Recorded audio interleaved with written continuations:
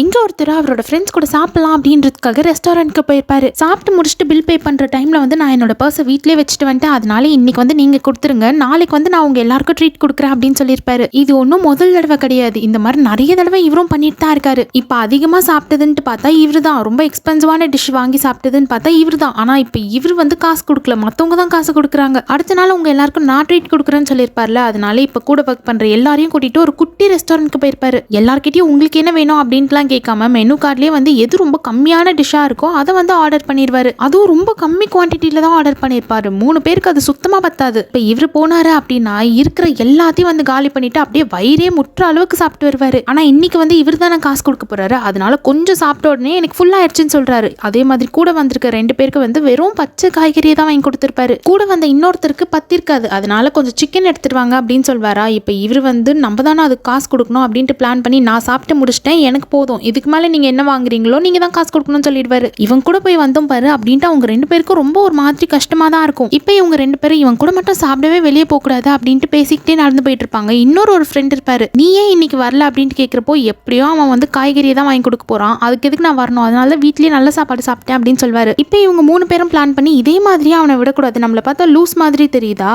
இவனுக்கு கண்டிப்பா ஒரு பாடத்தை சொல்லி கொடுக்கணும் அப்படின்றதுனால இப்ப அவர்கிட்ட போயிட்டு நாளைக்கு நான் என்னோட பர்த்டேக்கு ட்ரீட் கொடுக்குறேன், அதனால கண்டிப்பா வந்துடணும் அப்படின்னு சொல்வாரு. இருக்கிறதுலேயே நல்ல பெரிய ரெஸ்டாரண்ட்க்கு தான் போயிருப்பாங்க. இப்போ இவர் மற்றவங்க காசுல தானே நம்ம சாப்பிட போகிறோம், அவர் தானே ட்ரீட்க்கு காசு கொடுக்க போறாரு அப்படின்றதுனால மெனு கார்டை பார்த்துட்டு எது ரொம்ப எக்ஸ்பென்சிவான ஐட்டமா இருக்கோ அதை ஆர்டர் பண்ணி சாப்பிட்டுருவாரு. மற்றவங்கலாம் ஒரு அளவுக்கு பேசிக்காக தான் சாப்பிடுவாங்க. ஆனால் இவர் மட்டும் அப்படியே அந்த ரெஸ்டாரண்ட்டே காலி பண்ணுற மாதிரி அவ்வளோ சாப்பிட்டுருப்பாரு. கரெக்டாக எல்லாரும் சாப்பிட்டு முடிச்சுட்டு பில் பே பண்ணுற டைமில் ஒருத்தர் எந்திரிச்சு நின்று எனக்கு ஒரு மாதிரி தலை சுத்துற மாதிரி இருக்கே அப்படின்ட்டு ரெஸ்ட் ரூமுக்கு போவார். அவருக்கு ஹெல்ப் பண்ணுறேன் அப்படின்ட்டு இன்னொருத்தர் கூடவே போயிருப்பாரு. இப்போ இவங்க 2 பேரும் எஸ்கேப் ஆயிட்டாங்க. ஒரே ஒருத்தர் மட்டும் அங்கே உட்காந்துருப்பாரு. அவர்கிட்ட டெக்ஸ்ட் பண்ணி ஏதாச்சும் காரணத்தை சொல்லிட்டு அங்கேருந்து எந்திரிச்சு வா அப்படின்னு சொல்லுவாங்க. அவரும் நான் அர்ஜென்ட்டாக ரெஸ்ட் ரூம் போனோம், போயிட்டு வந்துடுறேன் அப்படின்ட்டு 3 பேரும் கிளம்பி போயிட்டாங்க. இவரும் ரொம்ப நேரமா வெயிட் பண்ணிட்டு இருக்காரு, வருவாங்க பில்லை கொடுப்பாங்கன்ட்டு. ஆனா அதுக்கப்புறமா தான் தெரிய வருதா இவங்க எல்லாருமே நம்மளை ஏமாத்திட்டு ஓடிட்டாங்கன்ட்டு. ஃபோன் பண்ணாலும் எடுக்கல, நம்ம சீக்கிரமா எந்திரிச்சு ஓடிடலாம் அப்படின்ட்டு போறப்போ அதை எப்படி ஓடிட முடியும், கரெக்டா சர்வ் பண்றவங்க பில் எடுத்துட்டு வந்துட்டாங்க. இப்ப இவருக்கும் மனசே இல்லாம அவ்வளோ கஷ்டப்பட்டு காசை கொடுத்துட்டு வந்திருப்பாரு.